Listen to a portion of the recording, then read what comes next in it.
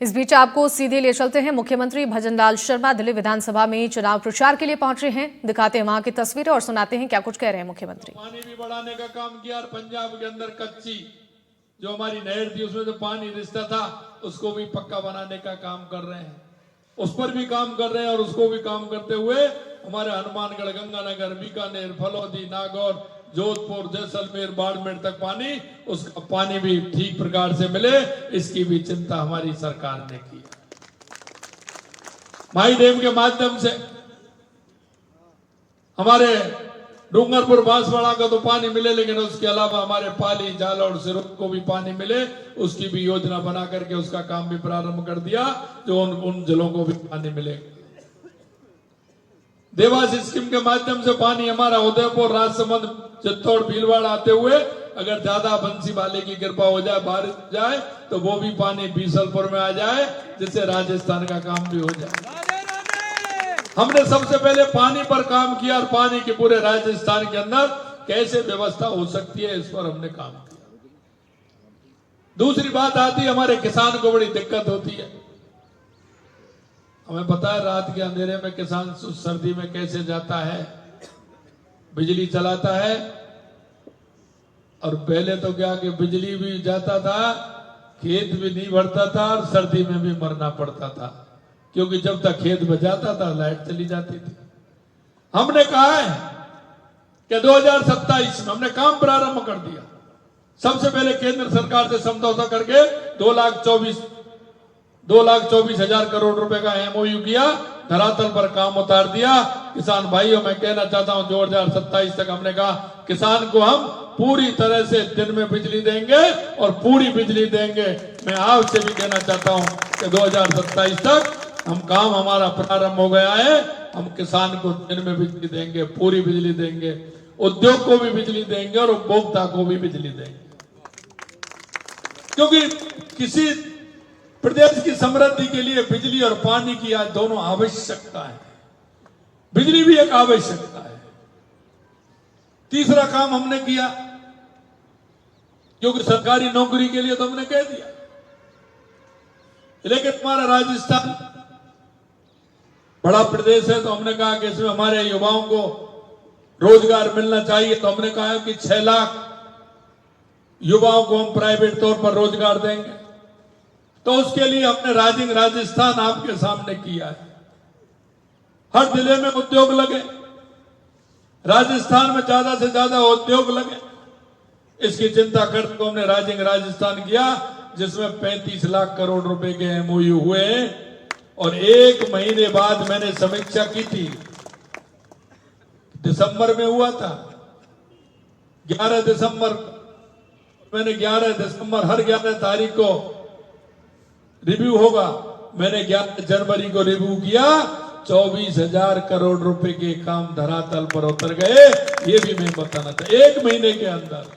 और अभी मैंने कहा है फरवरी की 11 तारीख आने वाली है, अधिकारियों को कहा है कि हर महीने में रिव्यू होगा, कितने काम हो सकते हैं। राजस्थान में काम होगा तो हमारे राजस्थान के युवाओं को रोजगार मिलेगा, हमारा युवा सशक्त होगा, हमारा प्रदेश सशक्त होगा। मित्रों, मैं इसलिए आपसे कहना चाहता हूं, आप हर क्षेत्र में चले जाइए। हमने ये भी कहा है, कांग्रेस वाले कह रहे हैं, हमने कहा भैया आंकड़े ले लीजिए, अपराध में कितनी कमी हुई है। क्योंकि हमने कहा एंटी गैंगस्टर फोर्स भी बनाई हमने ये भी कहा है कि या तो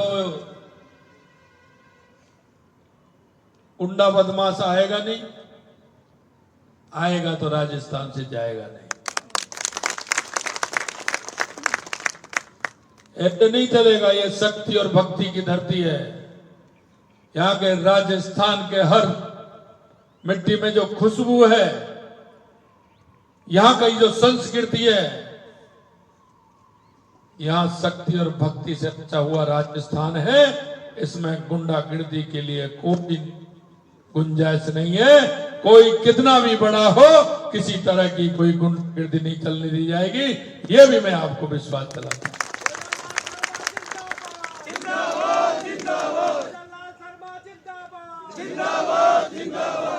मेरे भाई और बहनों, मैं आपसे इतना ही निवेदन करना चाहता हूं। मैं किसान की, मजदूर की, बेरोजगार युवाओं की, माता बहनों की, मुझे सारी चीज मालूम है।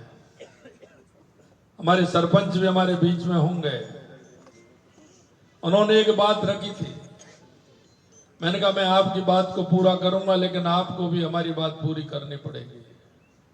मैंने उनसे यही कहा है कि आप नीचे वाले को, जो आपके गांव में मेरे से सरपंच मिलने आए थे, मैंने उनको यही कहा, आपको मौका दिया है गांव वालों ने, सरपंच वहां जाकर के सेवा कर सकता है।